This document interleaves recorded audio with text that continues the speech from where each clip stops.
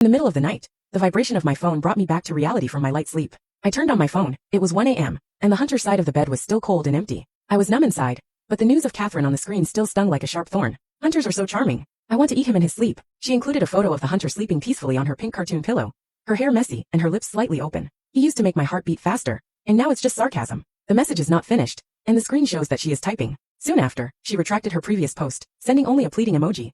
Oops, I sent it to the wrong person. I wanted to send it to someone else. Don't be angry. The hunter is long dead.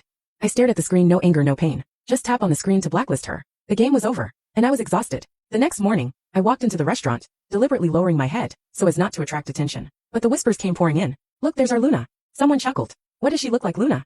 Poor thing, she's trying hard enough. Another voice followed. I sat in the corner, and tried to ignore the voices. A moment later, however, Catherine appeared with the hunter on her arm. She stumbled and fell toward the hunter. The hunter quickly caught her, and pulled her steadily to her feet. She sat in his arms with a shy, satisfied smile on her face, then deliberately looked at me with that familiar smirk. People around the discussion, some surprised, some gloating. Even my friends dare not look at me again. I tried to look up and pretend I didn't care. Ava, come here.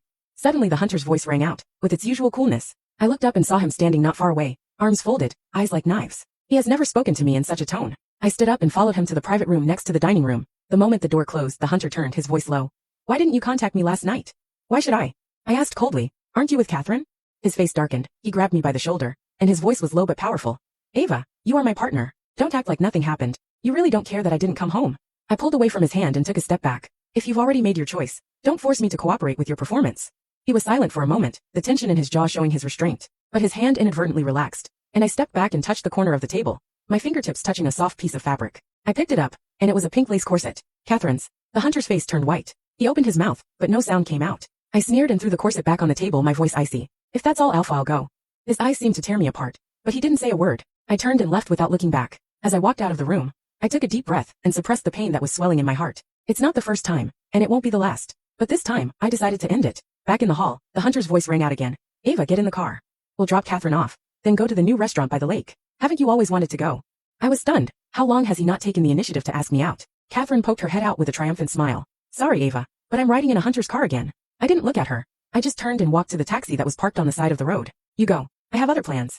Catherine's smile froze for a moment, her eyes moving back and forth between me and the hunter. The hunter was obviously trying to say something, but I had already opened the cab door and got in. The car started, and I looked through the window at the fading hunter and wolf camp. The upwelling emotions gradually subside. I was his Luna. I was his partner. But now I'm not. At last, I felt a relief I hadn't felt in a long time. Some choices are not about staying, but about really getting started.